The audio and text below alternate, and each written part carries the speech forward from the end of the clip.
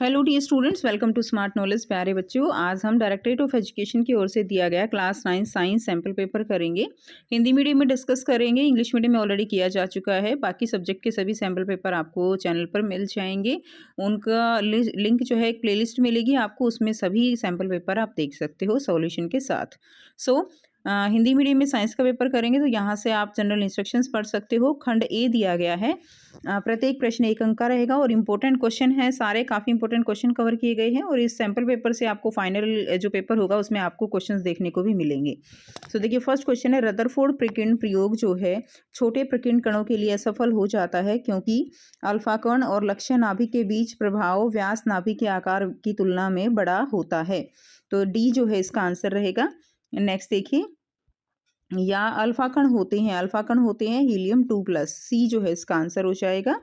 Next है second, Usha 90 metre लंबे swimming pool में तैरती है और 1 मिनट में 180 मीटर की दूरी तय करती है। उसकी औसत चाल क्या रहेगी? तो उसकी औसत चाल बतानी है तो ये हो जाएगी 30 मीटर पर सेकंड। अगर औसत वेग पूछा जाता तो ये 0 हो जाएगा, क्योंकि वेग जो है वो विस्थापन पर निर्भर करता है। तो एक बार ऐसे जाना, एक बार वैसे इस तरह से आना, तो टोटल 0 हो जाता है। लेकिन औसत चाल पूछी गई है तो 30 मीटर पर सेकंड हो जाएगी। ताप विलयन के गठन को प्रभावित करता है क्योंकि तापमान में परिवर्तन जो है वो क्या होता है? कणों की ऊर्जा को बदलता है, सी इसका आंसर हो जाएगा। अंगूरों का किण्वन एक उदाहरण है, तो रासायनिक परिवर्तन का उदाहरण है अंगूरों का किण्वन। उसके बाद नेक्स्ट देखिए, क्वेश्चन नंबर 5 है, एक समान रूप से त्वरित गति वाले पिंड का वीटी ग्राफ निम्नलिखित में से कौन सा होगा? तो वीटी ग्राफ कौन सा होगा? ये जो है थर्ड इसका आंसर हो जाएगा। ठीक है, नेक्स्ट देखिए, क्वेश्चन नंबर 6, यदि कार्य अधिकतम होता है तो बल और विस्थापन की दिशा के बीच कोण क्या होगा? तो यदि कार्य जो है वो क्या हो जाता है? कार्य अधिकतम हो जाता है तो जो कोण है वो यहाँ पे क्या रहेगा? 0 डिग्री हो जाएगा। NH3 में NH का द्रव्यमान अनुपात क्या है? तो देखिए, नाइट्रोजन है, NH3 है, NH3। नाइट्रोजन का द्रव्यमान कितना होता है? 14, और हाइड्रोजन का 1 होता है। 3 हाइड्रोजन है तो यहाँ पे 3 आ जाएगा, तो 14:3। बी जो है हमारा यहाँ से राइट आंसर हो जाएगा। नेक्स्ट क्वेश्चन नंबर 8 है, लाइसोसोम उत्पन्न होते हैं तो गोल्गी तंत्र से गोल्गी एपेटस जो है वो लाइसोसोम बनाते हैं, तो बी आंसर हो जाएगा। क्वेश्चन नंबर 9 है, यदि चंद्रमा पर 60 किलोग्राम द्रव्यमान का भार W है तो W क्या होगा? तो W यहाँ पे आंसर हमारा सी हो जाएगा, 96 न्यूटन। तो 60 को चंद्रमा की जो ग्रेविटी है, जो गुरुत्वाकर्षण है, उससे हम मल्टीप्लाई कर देंगे, ठीक, 1.62 के अराउंड, और आंसर हमारा कितना आएगा? 96 न्यूटन। कोशिका की ऊर्जा मुद्रा है तो क्या है कोशिका की ऊर्जा मुद्रा? यहाँ पर सी आंसर हो जाएगा, ATP। ठीक है, कोशिका की ऊर्जा मुद्रा है ATP। नेक्स्ट देखिए, अशुद्ध नैप्थलीन के नमूने को शुद्ध करने की प्रक्रिया क्या है? तो अशुद्ध नैप्थलीन के नमूने को शुद्ध करने की प्रक्रिया उदर्वपातन कहलाती है। नेक्स्ट है, गलत कथनों को पहचान करो। तो इसमें आपका हो जाएगा, एक ही तत्व के परमाणुओं का द्रव्यमान अलग अलग हो सकता है, तो हो सकता है उनको हम समस्थानिक कहते हैं। विभिन्न जो है विभिन्न तत्वों के परमाणुओं का द्रव्यमान समान हो सकता है, ये गलत है। तो इनमें जो है हमारा आंसर बी हो जाएगा। ठीक है, नेक्स्ट देखिए, पौधों को रोग प्रतिरोधी बनाया जा सकता है, तो किससे बनाया जा सकता है? संकरण और आनुवांशिक संशोधन दोनों से। ठीक है, संकरण और आनुवांशिक संशोधन दोनों से जो है पौधों को रोग प्रतिरोधी बनाया जा सकता है। नेक्स्ट देखिए, टिंडल प्रभाव किस में देखा जाता है? तो टिंडल प्रभाव जो है स्टार्च प्लस पानी में देखा जाता है, तो बी जो है इसका राइट आंसर हो जाएगा। संयोजकता 1 वाले तत्व हैं तो धातु या धातु दोनों हो सकते हैं, बी जो है इसका राइट आंसर हो जाएगा। ठीक है, नेक्स्ट देखिए, क्वेश्चन नंबर 16, निम्नलिखित में से कौन यांत्रिक तरंगों की विशेषता नहीं है? तो निम्नलिखित में से कौन यांत्रिक तरंगों की विशेषता नहीं है? क्वेश्चन नंबर 16, तो इसमें हो जाएगा, गति जो है वो अपेक्षाकृत अधिक होती है। ठीक है, तो ये जो है इसका आंसर हो जाएगा। नेक्स्ट देखिए, क्वेश्चन नंबर 17 है, इसमें आपको अभिकथन और कारण के क्वेश्चन दिए गए हैं, तो ABCD इस तरह से इसके आंसर आपको करने हैं। ठीक है, अभिकथन दिया गया है, एक लड़का जो है A से B तक 20 मिनट में चला जाता है और B से A तक 30 मिनट में वापस आता है। पूरी यात्रा के दौरान लड़के की औसत चाल जो है वो क्या है? 0 है, तो ये बिल्कुल ठीक है। और एक ही दिशा में चाल और वेग के परिणाम का अनुपात जो है वो क्या होता है? 1 के बराबर होता है। ठीक है, तो ये भी इसका सही है। तो एक्सप्लेनेशन, तो इसका आंसर आंसर आपका ए हो जाएगा। उसके बाद देखिए naphthalene, Kapoor, iodine, ammonium chloride उन पदार्थों के कुछ सामान्य उदाहरण हैं जो ऊर्ध्वपातन से गुजरते हैं। तो ये बिल्कुल आपका ठीक है, और लेकिन जो कारण दिया गया है वो गलत है। ठोस पहले द्रव में और फिर गैस में बदलते हैं, तो ठोस पहले जो है वो सीधे गैस में बदलते हैं इसमें ऊर्ध्वपातन में। तो इसका आंसर आपका सी हो जाएगा। इसका आंसर आपका डी हो जाएगा। इसमें कारण जो है वो आपका गलत है। ठीक है,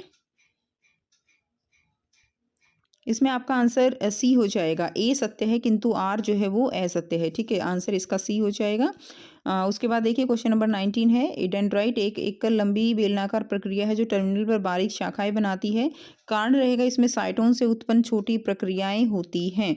तो इसमें देखिए साइटोन से उत्पन्न छोटी प्रक्रियाएं होती हैं, और जहाँ से क्या निकलती हैं उसमें डेंड्राइट जो है वो निकलती हैं। टर्मिनल पर जो है क्या होती हैं, बारीक जो शाखाएं बनाती हैं। तो ये भी ठीक है, और ये इसके एक्सप्लेनेशन भी ठीक है। तो आंसर हमारा ए हो जाएगा। और क्वेश्चन नंबर 20 है, उत्कृष्ट गैसों के लिए संयोजकता क्या होती है, शून्य होती है। उत्कृष्ट गैसों से 8 संयोजी इलेक्ट्रॉन होते हैं। तो उत्कृष्ट गैसों के लिए संयोजकता शून्य होती है, बिल्कुल ठीक है, और उसमें संयोजी इलेक्ट्रॉन 8 होते हैं। तो ये भी इसके एक्सप्लेनेशन भी ठीक दी गई है। तो इसका आंसर आपका ए हो जाएगा। नेक्स्ट क्वेश्चन देखिए, 100 वॉट का विद्युत बल्ब प्रतिदिन 4 घंटे काम करता है। 15 दिनों में खपत की गई ऊर्जा की इकाइयों की गणना जो है वो आपको करनी है। यहाँ से इसका आंसर करेंगे। शक्ति दी गई है, शक्ति हो जाएगी 100 वॉट यानी 0.01 किलोवाट। समय 4 घंटे, ऊर्जा क्या रहेगा, शक्ति गुणा में समय। तो यहाँ से आपका आंसर आ जाएगा 0.04 किलोवाट घंटा। एक दिन में वह ऊर्जा क्या है, 0.04 किलोवाट घंटा। और यहाँ पे आपको बताना है 15 दिन में, तो कितना हो जाएगा 0.04 गुणा में 15, 0.6 किलोवाट घंटा। ये हमारा आंसर हो जाएगा। नेक्स्ट क्वेश्चन देखिए, नेक्स्ट क्वेश्चन नंबर 22 है, गर्म और सिजलिंग भोजन की गंध जो है कई मीटर दूर तक पहुंचती है, लेकिन ठंडे भोजन की गंध पाने के लिए आपको उसके पास जाना पड़ता है। इसका कारण आपको बताना है। इसका आंसर आप यहाँ से करेंगे। ऐसा विसरण के कारण होता है, तापमान बढ़ने पर विसरण जो है वो बढ़ता है। क्वेश्चन नंबर 23 दिया गया है, किस दिन, गर्म दिन या ठंडे दिन प्रतिध्वनि जल्दी सुनी जाती है, गर्म दिन में या ठंडे दिन में। तो गर्म दिन में जो प्रतिध्वनि है वो जल्दी सुनी जाती है, क्योंकि गर्म दिन में ध्वनि का वेग जो है वो क्या होता है, अधिक होता है। रिलेशन क्या होता है, समय बराबर है दूरी बटे वेग। तो क्या होगा, अगर वेग अधिक है तो समय कम होगा, अतः प्रतिध्वनि जो है वो जल्दी सुनाई देगी। उसके बाद इसी में और में दिया गया है कि माध्यम के तापमान के साथ ध्वनि की गति कैसे बदलती है। तो माध्यम में तापमान के साथ जो है, तापमान बढ़ने से क्या होता है, ध्वनि की गति भी बढ़ जाती है। और माध्यम की भौतिक अवस्था के साथ ध्वनि की गति में परिवर्तन बताना है। तो ठोस, द्रव और गैस में ध्वनि की गति की दर क्या है, ठोस में ध्वनि की गति ज़्यादा होगी, और द्रव में ध्वनि की गति उससे कम होगी, और गैस में ध्वनि की गति जो है वो सबसे कम होती है। प्रश्न 24 दिया गया है, बर्फ जो है वो 273 केल्विन पर पानी की तुलना में ठंडक देने में प्रभावी क्यों है। तो 273 केल्विन पे पानी में बर्फ की अपेक्षा अधिक गुप्त ऊष्मा होती है, इसीलिए जो है बर्फ से ज़्यादा ठंडक का अनुभव होता है। नेक्स्ट देखिए, क्वेश्चन नंबर 25 है, एक आदमी 0.4 किलोग्राम द्रव्यमान की गेंद को 10 मीटर प्रति सेकंड की चाल से ऊपर की ओर फेंकता है। गेंद के पहुंचने के उच्चतम बिंदु पर अंतिम संवेग क्या होगा। तो ये आपको बताना है। अब देखिए, जो गेंद का भार है वो कितना है, वो 0.4 किलोग्राम है। आरंभिक वेग कितना है, 10 मीटर प्रति सेकंड से वो फेंकी गई है। अंतिम कितना है, 0, क्योंकि वो ऊपर जाके क्या हो जाती है, 1 सेकंड जो है वो रेस्ट पे हो जाएगी।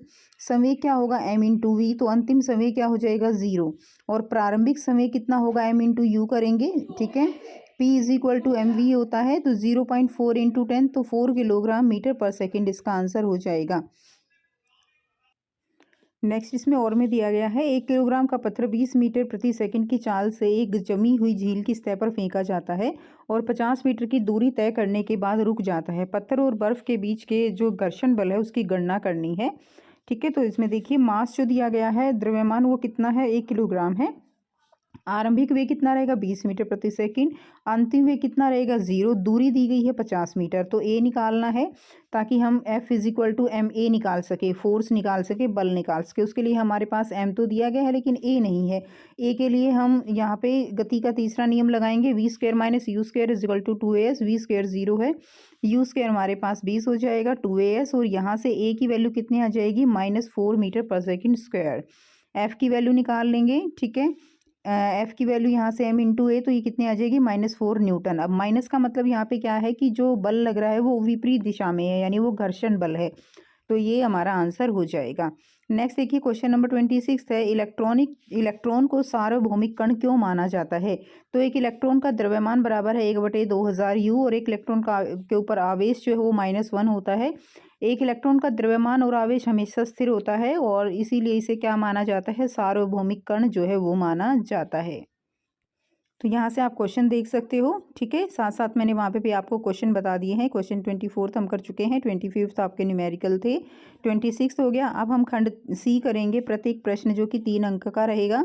क्वेश्चन नंबर 27 है, ध्वनि तरंगों की आवृत्ति क्या है और मानव कान द्वारा सुनी जाने वाली ध्वनि तरंगों की सीमा बतानी है, और ये आपको जो है न्यूमेरिकल दिया गया है।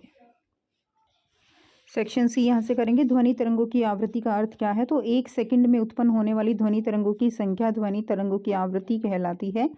मानव कान द्वारा सुनी जाने वाली ध्वनि तरंगों की सीमा क्या होती है? 20 हर्ट्ज से 20,000 हर्ट्ज तक। काफ़ी इजी क्वेश्चन है। उसके बाद एक तरंग स्रोत जो है 0.2 सेकंड में 20 तो क्या बनाता है? शिखर बना रहा है, और 20 गर्त बना रहा है।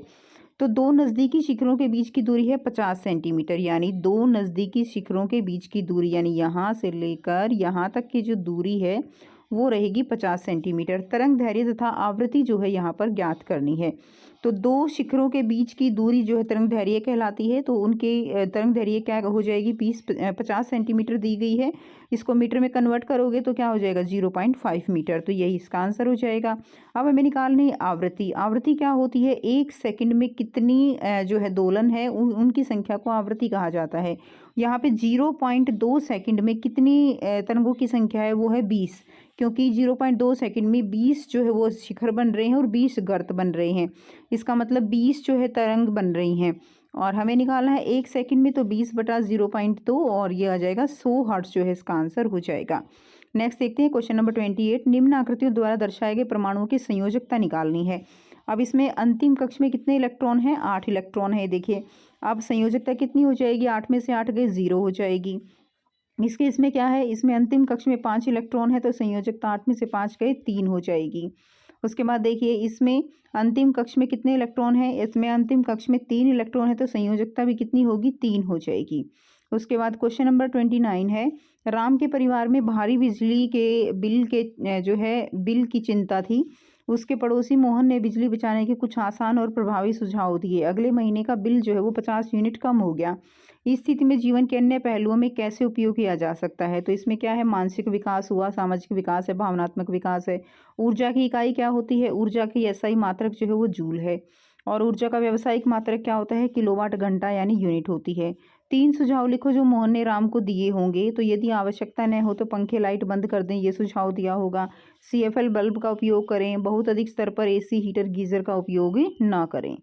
उसके बाद नेक्स्ट देखिए क्वेश्चन नंबर 30 है, ध्वनि की कौन सी विशेषता अंधेरे कमरे में दोस्तों को की आवाज़ से उनकी पहचान कराने में मदद करती है? तो वो क्या कहलाती है? ध्वनि की गुणता कहलाती है।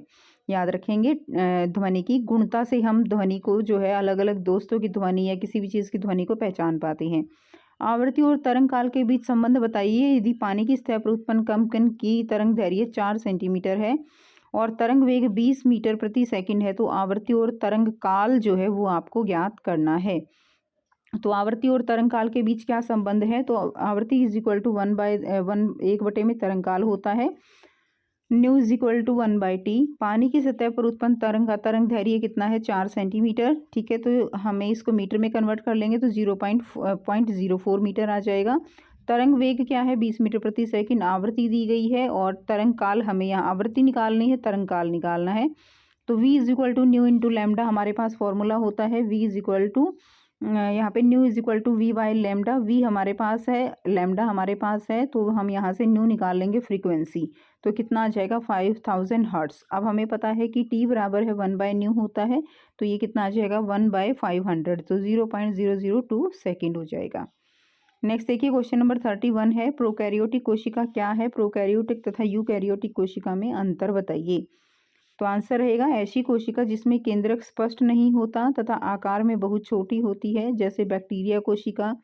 ठीक है, तो ये क्या हो जाएगी? प्रोकैरियोटिक होती है। प्रोकैरियोटिक और यूकैरियोटिक में अंतर क्या है? तो प्रोकैरियोटिक आकार में छोटी है, यूकैरियोटिक आकार में बड़ी है। प्रोकैरियोटिक में क्रोमोसोम 1 होता है, इसमें क्रोमोसोम जो है वो 1 से अधिक होते हैं। प्रोकैरियोटिक में केंद्रक स्पष्ट नहीं होता, जबकि यूकैरियोटिक में केंद्रक जो है वो सुस्पष्ट होता है। प्रोकैरियोटिक में झिल्ली युक्त कोशिका अंग अनुपस्थित होता है, जबकि इसमें झिल्ली युक्त कोशिका अंग जो है वो उपस्थित होता है। नेक्स्ट देखिए क्वेश्चन नंबर 32 है, 3 प्रकार की पेशीय ऊतकों में जो है तंतुओं में अंतर बताना है। तो 3 प्रकार की पेशियां होती हैं, एक ऐच्छिक, अनैच्छिक और कार्डियक पेशियां। तो ऐच्छिक पेशियां कौन सी हैं? जो हमारी इच्छा के अनुसार काम करती हैं तथा हड्डियों से जुड़ी होती हैं। अनैच्छिक जो हमारी इच्छा के अनुसार कार्य नहीं करती, आहार नाल मूत्रवाहिनी श्वसनी में पाई जाती हैं। कार्डिक पेशियां हमारी इच्छा अनुसार कार्य नहीं करती, हृदय में पाई जाती हैं। ऐच्छिक होती है लंबी बेलनाकार, ठीक है, और इसके अंदर अनेक केंद्रक होती हैं। अनैच्छिक होती हैं तर्कुरूपी, एक केंद्रक होता है। कार्डिक पेशिकाएं बेलनाकार, शाखित और एक केंद्रक होता है। तो वे कार्डिक पेशियां होती हैं। 3 प्रकार के साधारण संयुतक में अंतर बताएंगे। तो पैरेन्काइमा, कोलेनकाइमा और स्क्लेरेन्काइमा। पैरेन्काइमा में कोशिका भित्ति पतली होती है, जबकि कोलेनकाइमा में कोशिका भित्ति किनारों पर मोटी होती है। स्क्लेरेन्काइमा में कोशिका भित्ति लिग्निन के कारण मोटी होती है। और पैरेन्काइमा का मुख्य जो कार्य है वो क्या है? भोजन का भंडारण करना। कोलेनकाइमा का यांत्रिक सहायता प्रदान करना। और स्क्लेरेन्काइमा का पौधे को मजबूती देना। अब देखिए पैरेन्काइमा की जो कोशिका होती हैं वो जीवित होती हैं, कोलेनकाइमा की भी कोशिकाएं जीवित होती हैं, लेकिन स्क्लेरेन्काइमा की कोशिकाएं मृत होती हैं। तो यहाँ से आप क्वेश्चन देख सकते हैं। क्वेश्चन नंबर 27 है, क्वेश्चन नंबर 28 जिसमें हमने तीनों की संयोजकता निकाली, क्वेश्चन नंबर 29, 30, ठीक है, ये सारे हम कर चुके हैं। उसके बाद क्वेश्चन नंबर 31 हमारा हो गया। 32 में प्रोकैरियोटिक और यूकैरियोटिक में अंतर हमने कर लिया। 33 में 3 प्रकार की पेशीय ऊतक में कर लिया, और 3 प्रकार के साधारण स्थायी ऊतक में अंतर हम कर चुके हैं। खंड डी है, हम इसमें देखेंगे प्रत्येक प्रश्न यहाँ से 4 अंक का रहेगा। 34 वस्तु के द्रव्यमान और भार में अंतर बताना है। कोशिका अंग क्या है? विभिन्न कोशिका अंगों के नाम। तो यहाँ से आप देख सकते हो सारे क्वेश्चन। तो 5 नंबर के क्वेश्चन हम अब जो है 1 बाय 1 करेंगे। नेक्स्ट देखिए क्वेश्चन नंबर 33 है, वस्तु के द्रव्यमान और भार में क्या अंतर है? तो द्रव्यमान क्या है? वस्तु में निहित पदार्थ की मात्रा। और भार क्या है? वह बल जिसमें कोई भी वस्तु पृथ्वी की ओर आकर्षित होती है। द्रव्यमान है कि वस्तु में निहित पदार्थ की मात्रा को द्रव्यमान कहेंगे, और भार वह बल जिसमें कोई भी वस्तु जो है पृथ्वी की ओर आकर्षित होती है। द्रव्यमान की एसआई मात्रक किलोग्राम और भार का एसआई मात्रक न्यूटन रहेगा। ये एक अदिश राशि है, भार एक सदिश राशि है। द्रव्यमान प्रत्येक स्थान पर समान रहता है, भार जो है वो अलग अलग होता है अलग अलग स्थान पर। इसको भौतिक तुला द्वारा मापा जाता है, तो इसको कमानीदार तुला द्वारा मापा जाता है। अगला क्वेश्चन है, कोशिका अंग क्या है? विभिन्न कोशिका अंगों के नाम आपको लिखने हैं। कोशिका अंग क्या है? कोशिका के अंदर बहुत सारी जो है क्या होती हैं? अंगक होते हैं, संरचनाएं होती हैं जो कोशिका के लिए विशिष्ट कार्य करती हैं, जिन्हें कोशिकांग कहते हैं। यह प्राय झिल्ली युक्त होते हैं। तो कोशिकांग कौन से हो जाएंगे? कोशिकांग रहेंगे अंतःद्रव्य जालिका, गोल्जी उपकरण, लाइसोसोम, माइटोकॉन्ड्रिया, प्लास्टिड, राजधानी, केंद्रक, राइबोसोम। ठीक है, उसके बाद क्वेश्चन नंबर 34 है, लाइसोसोम द्वारा निभाई जाने वाली भूमिका का वर्णन करें। उन्हें आत्मघाती थैली क्यों कहा जाता है? वे कैसे कार्य करती हैं? तो जब कोशिका स्थिग्रस्त हो जाती है तो लाइसोसोम फट जाते हैं तथा जो एंजाइम होते हैं अपनी ही कोशिका का पाचन कर लेते हैं, अतः इन्हें आत्मघाती थैली जो है वो कहा जाता है। नेक्स्ट देखिए, सूखे किशमिश को यदि सादे पानी में कुछ समय के लिए रखते हैं तो क्या होता है? इन किशमिश को सांद्र नमक के घोल में रखें तो क्या होगा? तो सादे पानी में ये फूल जाएंगी, क्योंकि परासरण द्वारा पानी कोशिका के अंदर आ जाएगा। और सांद्र नमक के घोल में किशमिश जो वो क्या हो जाएगी? सिकुड़ जाएगी, क्योंकि पानी परासरण द्वारा कोशिका से बाहर चला जाएगा। नेक्स्ट देखिए, वास्तविक विलयन, निलंबन और कोलोइडल में अंतर स्पष्ट करना है। किसके आधार पर? स्थिरता के आधार पर, छानने की क्षमता और मिश्रण के प्रकार के आधार पर। तो वास्तविक विलयन क्या होता है? वास्तविक विलयन जिसके अंदर कण नीचे नहीं बैठते। इसमें कोलाइड में कण भी कोने नीचे नहीं बैठते हैं, जैसे कि दूध होता है। और निलंबन में कण नीचे बैठ जाते हैं, जैसे पानी के अंदर रेत डला होता है। वास्तविक विलयन में जो है हम छानन विधि द्वारा अलग नहीं कर सकते कणों को, और कोलाइड में भी अलग नहीं कर सकते, लेकिन छानन विधि के द्वारा निलंबन में किया जा सकता है। वास्तविक विलयन बच्चों समांगी होता है, यानी उसको आप पहचान नहीं सकते कणों को। कोलाइड विषमांगी होता है, लेकिन दिखता समांगी है।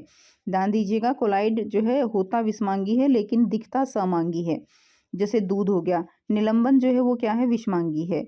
उसके बाद विलयन की सांद्रता का गुण लिखना है। तो विलयन की सांद्रता का गुण क्या होगा? विलयन की सांद्रता कैसे निकाली जाती है? तो विलेकी का द्रव्यमान बटे में विलयन का द्रव्यमान गुणा में 100। ठीक है। तो 10% ग्लूकोज का विलयन अगर तैयार करने के लिए 10% ग्लूकोज का विलयन तैयार करने के लिए 10 ग्राम ग्लूकोज को 90 ml पानी में घोला जाएगा, तो वो 10% जो है ग्लूकोज का विलयन तैयार हो जाता है। ठीक है, तो क्वेश्चन नंबर 34 ये हो जाएगा। 35 यहाँ से आप क्वेश्चन देख सकते हो और अच्छे से। क्वेश्चन नंबर 36 से अंतर बताना है, जो हम कर चुके हैं। विलयन की सांद्रता का सूत्र लिखना था और 10% ग्लूकोज का विलयन तैयार कैसे करेंगे।